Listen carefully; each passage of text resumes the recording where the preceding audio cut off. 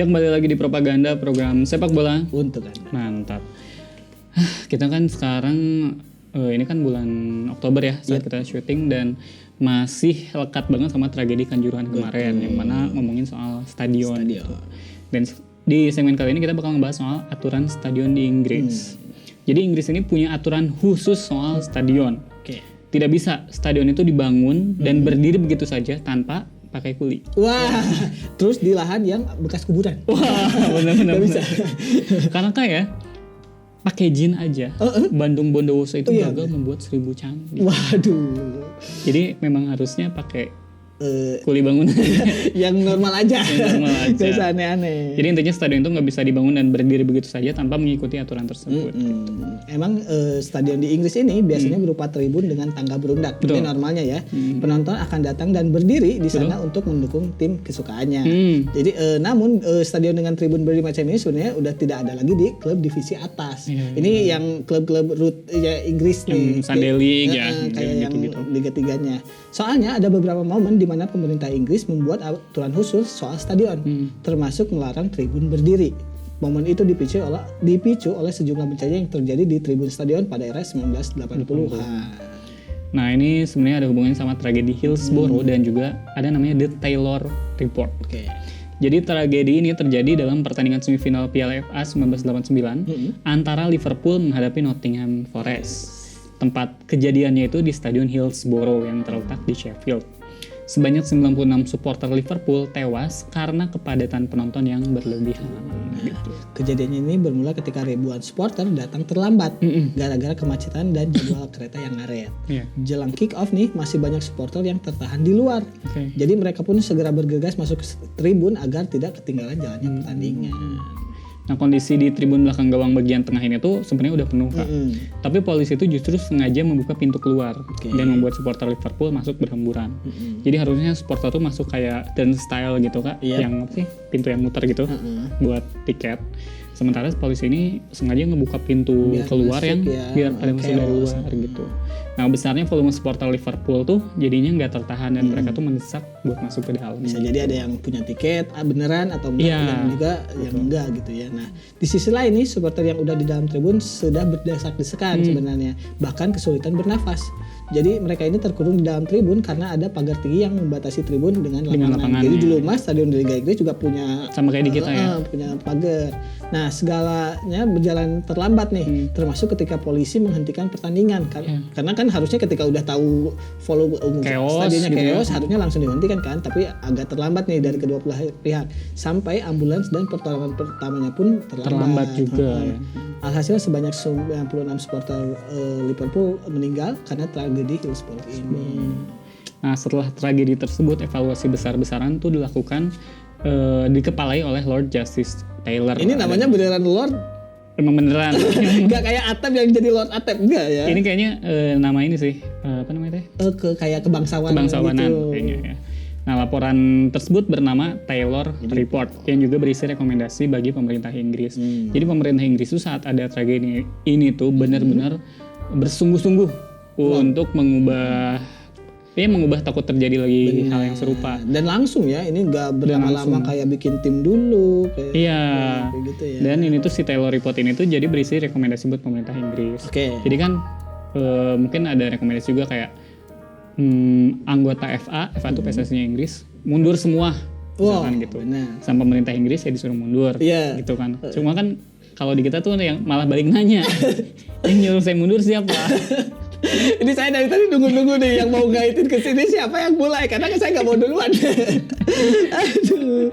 Nah jadi salah satunya adalah rekomendasi tadi. Rekomendasinya adalah semua stadion di divisi teratas di Inggris harus memiliki kursi. Yang mana akan berpotensi banyak penonton. Mungkin yang kalau di bawah-bawah mah mungkin masih bisa diatur lah. Kalau udah yang tinggi banget. Divisi atas tuh udah susah ya.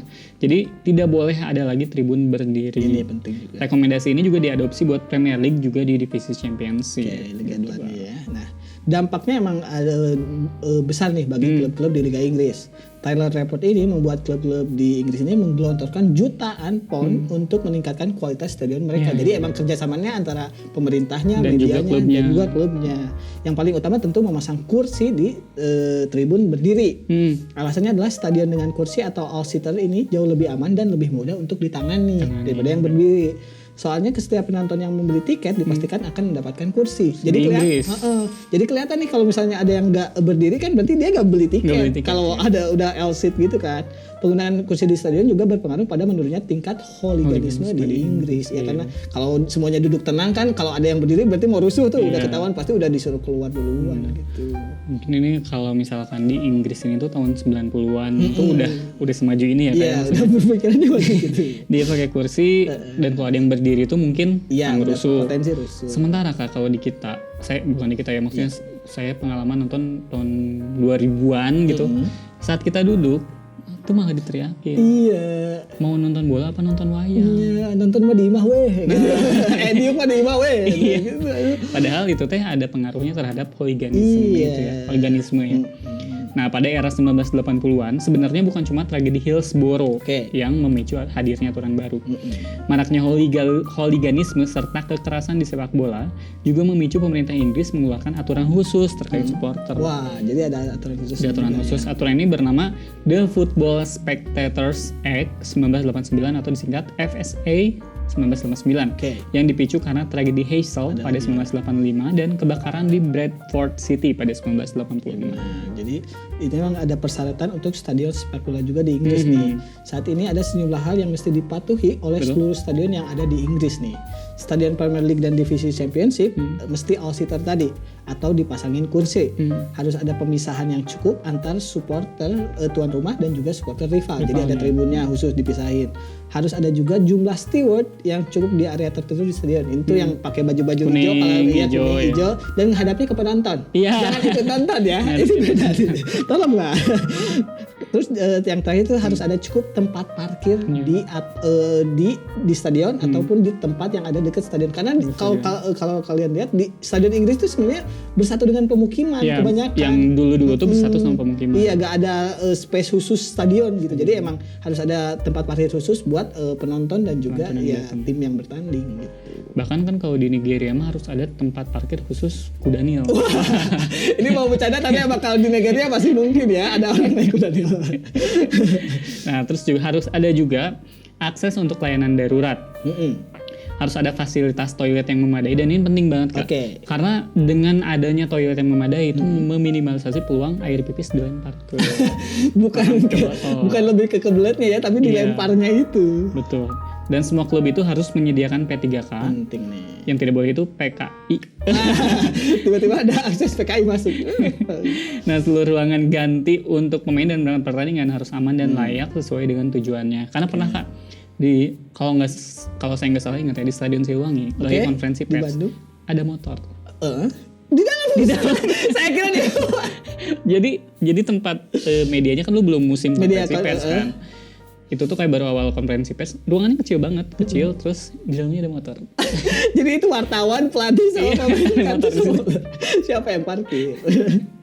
Aduh. Dan ini juga tambahnya seluruh pintu keluar harus ditandai dengan jelas.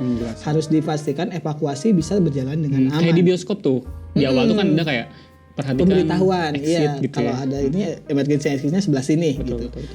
Kemudian ada dilarang merokok di seluruh area stadion. Di muka bumi ini kalau boleh. Wah, saya gak ikut-ikutin. Nah, yang terakhir dilarang minum alkohol di atas tribun. Apalagi di atas atap tribun. Wah, itu udah pasti mengganggu dong. Ini dilarang minum alkohol udah jelas sih kayaknya sih. Nah, ada aturan di stadion ya Kak. Tapi ngomong soal alkohol, itu tuh cuma berlaku di Inggris. Karena di Jerman tuh masih boleh kita bawa. Karena udah budaya sendiri juga budaya bir ya kalau di Jerman. Aturan di stadion ya Kak. Klub ini sebenarnya punya standar tersendiri buat mengatur supporter yang ada di tribun. Jadi tergantung klubnya sebenarnya, tapi mereka tuh aturannya mirip. Kalau di Inggris tadi ya, alkohol itu dilarang bawa pisau, kembang api, suar, bom asap, trompet, bendera, banners, atau benda-benda yang bisa membahayakan. Jadi kita kan jarang lihat di Inggris orang bawa bendera slang ya. Karena emang bukan konser slang juga sih. Tapi jarang yang bikin kalaupun misalnya bawa banner atau itu sebelum pertandingan. Sebelum pertandingan udah ditempel, bahkan kerjasama sama klub biasanya. Iya. Terus kalau dulu waktu nonton di Jalak Harupat, saat ada orang bawa bendera, ditangkapin sama polisi. Iya. Karena yang berbahaya itu si tiangnya gitu. Jadi diambilin tiangnya, benderanya dikasih. Betul. Terus dilarang juga melakukan perilaku kekerasan. Oh, itu jelas. Itu jelas, dan juga dilarang chant rasis. Ini terbaru ya. Kemudian juga yang paling jelas melempar ke benda ke lapangan kayak botol dan koin. Terus masuk ke dalam lapangan, udah jelas tidak boleh. Speech impeder. Mabuk, ini udah pasti dari minuman alkohol. Mungkin kalau melihat ketahanannya dia tidak mabuk, mungkin dia tidak apa-apa bawa alkohol. Tapi kan udah dipastikan 90% orang yang minum alkohol mabuk ya.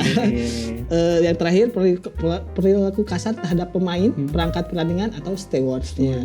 Jadi kalau di sana mungkin ya perilaku kasar supporternya bisa ke stewardnya gak melawan. Tapi kalau di sini kan beda. Apa tuh? Kalau kita melawan dia, sudah pasti melawan balik. Iya benar. Apalagi buat teman-temannya. Iya, teman-temannya kan kalau satu diserang serem ya. Semua berkumpul. Dan ini ada yang menarik dari aturannya itu dilarang masuk ke lapangan. Ya. Sementara stadion di Inggris tuh easy banget. Gampang kita banget mau masuk tuh. Berarti emang tujuan menghilangkan si pagar itu tuh beneran murni buat evakuasi. Betul. Kalau ada apa-apa di tribun. Dan itu tadi emang harus dulu ada tragedi sih, tapi sebenarnya ya tidak menutup kemungkinan emang itu harus dilakukan gitu oleh pemerintah, karena ya daripada menunggu tragedi terus baru evaluasinya gak jadi kan, mendingan kayak gini aja emang perombakan total di liganya. Menarik banget bahasan kita soal aturan di stadion di Inggris ya. Bahwa ternyata di Inggris ini memang banyak banget aturannya, tapi tujuannya itu ya untuk meminimalisasi tragedi-tragedi yang ada. Jangan kemana-mana, tetap di Propaganda, program sepak bola untuk anak. Mantap.